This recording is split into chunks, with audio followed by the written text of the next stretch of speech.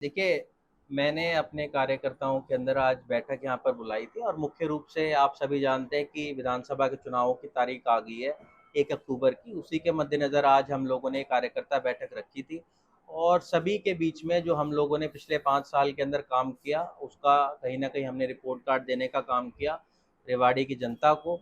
और आने वाले समय के अंदर हमारा विज़न क्या होगा, क्या हम लोगों के लिए काम करेंगे और उसके साथ-साथ इनकी जो कमियां रही है पिछले 10 सालों में, आज आप देखेंगे बेरोजगारी अपने चरम के ऊपर है, महंगाई आज किस कदर बढ़ती जा रही है, भारी भ्रष्टाचार नगर परिषद में भी है, पूरे शहर में आप कहीं भी चले जाएंगे आपको भ्रष्टाचार का बोलबाला दिखेगा। बेरोजगारी आप देखते हैं, हर वर्ष डाटा आता है सीएमआई का, उसमें बेरोजगारी में हरियाणा सबसे ऊपर आता है। आज गंदगी के ढेर हैं, बेसहारा पशु आपको पूरे शहर में नजर आते हैं। तो उन सब चीज़ों की बातें हमने लोगों के बीच में रखी है और सबसे हमने आग्रह ये किया है कि हम सब लोग मिलके एक बार फिर लोगों के बीच में जाएं और हमारे जो काम है लोगों तक बताएं और कांग्रेस पार्टी का जो हमारे काम है उनके बारे में, उनकी नीतियों के बारे में लोगों में प्रचार करें। 1,20,000 कर्मचारियों की जो कैंची की है, क्या कहेंगे इसके बारे में? ये इन्होंने पक्का करने की बात की, अब चुनाव आयोग पर डाल दिया इन्होंने। देखिए, बड़े ही ये अजीब है कि मुख्यमंत्री जी लगातार 2 दिन ये कहते रहे कि समय पे चुनाव होंगे, समय पे चुनाव होंगे,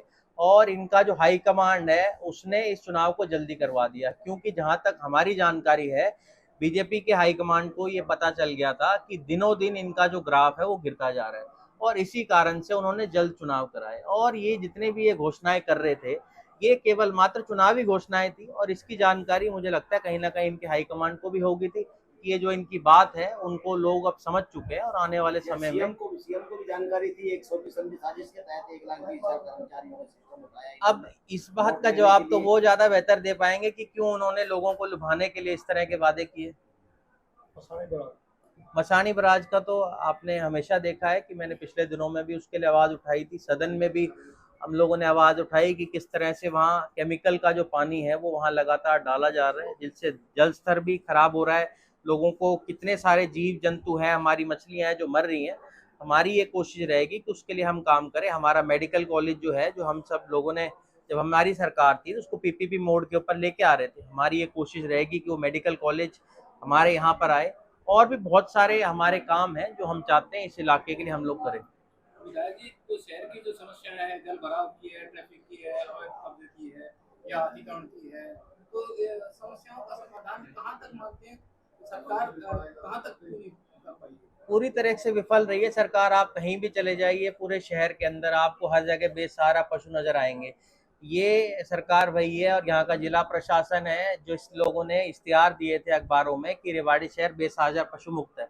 आप देख लीजिए क्या हालात हैं। अभी हम देख रहे थे, अभी पिछले दिनों में 15 अगस्त को इन्होंने सम्मानित किया हमारे नगर परिषद के लोगों को सफाई के लिए। अब शहर के लोग हंस रहे हैं इस बात को लेकर कि शहर में इतनी गंदगी है, पूरे शहर में गंदगी के ढेर हैं। आप कहीं चले जाइए आपको गंदगी के ढेर मिलेंगे और उसके बावजूद भी इनको सम्मानित किया जा रहा है। ये दर्शाता है कि या तो इनको दिख नहीं रहा है शहर की जो दिक्कतें हैं, वो इन्होंने अपनी आंख मूंद रखी है। 9 तारीख को पर्चा दाखिल कर रहे हैं, तो कार्यकर्ताओं को क्या कुछ संदेश देंगे? देखिए, मेरा ये मानना है कि हमारी कोशिश ये रहेगी कि हम लोगों के बीच में जाएं, अपना प्रचार करें, जो हमने काम किया है पिछले 5 सालों के अंदर उसके बारे में लोगों को जानकारी दें। उसके अलावा जो इनकी खामियां रही हैं, जो इन्होंने लोगों के लिए काम नहीं किए पिछले 10 सालों में, उनके लिए हम प्रचार करेंगे। और केवल मैं नहीं या कैप्टन अजय यादव नहीं, मैं कह रहा हूँ हमारा हर कार्यकर्ता और आम लोग भी जो हैं वो इस सरकार से त्रस्त हो चुके हैं, वो बाहर निकल रहे हैं और लोगों के बीच में जाकर ये मन लोगों ने बना लिया है कि भी अब की बार हम बदलाव करेंगे। आपने खुद को डिप्टी सीएम घोषित कर दिया और टिकट भी पहले घोषणा कर दी। मैं बताता हूँ। मैंने ये कहा कि अगर यहाँ की जनता मुझे चुनती है तो मैंने उस बात को कहा, और मैं ये कहता हूँ महत्वाकांक्षा तो हर व्यक्ति की होती है। आपकी भी महत्वाकांक्षा होती है कि मैं अपने चैनल को और आगे लेके जाऊं, तो मेरी भी महत्वाकांक्षा है कि भाई हम लोगों के लिए काम करें। और ये लड़ाई मेरे लिए अपने लिए नहीं है, ये लड़ाई जो है ये रेवाड़ी के लिए और दक्षिण हरियाणा की लड़ाई है। तो कहीं लगता है कि एक बार फिर से चौधर, कहीं ना कहीं जो चौधर की लड़ाई थी वो दक्षिण हरियाणा में दोबारा से आ सकती है। दक्षिण हरियाणा के अंदर जब हमारी सरकार रही थी तब आपने देखा था कि कितने मंत्री यहाँ थे। कैप्टन अजय यादव जी यहाँ मंत्री थे, राव नरेंद्र जी यहाँ मंत्री थे, राव दान सिंह जी यहाँ मंत्री थे, और भी हमारे लोग थे सुखबीर कटारिया जी भी उस वक्त मंत्री थे, तो आपने देखा होगा इस इलाके के अंदर कितने लोग थे जो मंत्री थे। आज यहाँ पर कौन मंत्री है? और आपने देखा होगा यहाँ इनके अपने मंत्री जो पिछली बार मंत्री थे राव नरबीर जी, वो तो खुद इनके ऊपर इतने गंभीर आरोप लगा रहे हैं। कांग्रेस में शामिल हो रहा है क्या? कुछ बातचीत चल रही है क्या? अब इस बात का फैसला तो उनको करना है कि उनकी पार्टी क्या करती है या उनका क्या निर्णय है, पर आप लगातार देख ही रहे हैं कि लोग कांग्रेस पार्टी में आ रहे हैं। कल ही आप लोगों ने देखा होगा जननायक जनता पार्टी के 4 लोगों ने जो विधायक हैं इस्तीफा देकर अलग अलग पार्टियों में जा रहे हैं। ये दर्शा रहा है कि कांग्रेस पार्टी की तरफ लोगों का जो मन है जो बढ़ता जा रहा है। चुनाव जो है हरियाणा विधानसभा का है और आप जो है उसके लिए दावेदारी कर रहे हैं रेवाड़ी से, और उसके बाद में पिछली बार भी जो चुनावी संघर्ष जो देखने को मिला राजनीतिक तौर पे, क्या विरोधी इस बार साथ रहेंगे?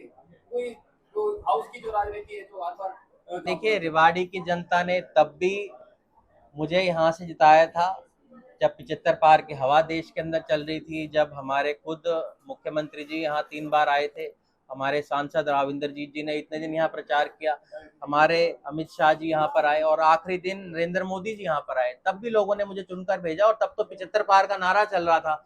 और अब की बार कहीं ना कहीं इनके विपरीत हवा चल रही है। आज पूरे हरियाणा के अंदर एक बात है कि कांग्रेस पार्टी का 75 पार का नारा चल रहा है। तो मुझे लगता है कि अब की बार हमारा जो चुनाव है मजबूती के साथ लड़ेंगे और उसको जीतने का काम करेंगे।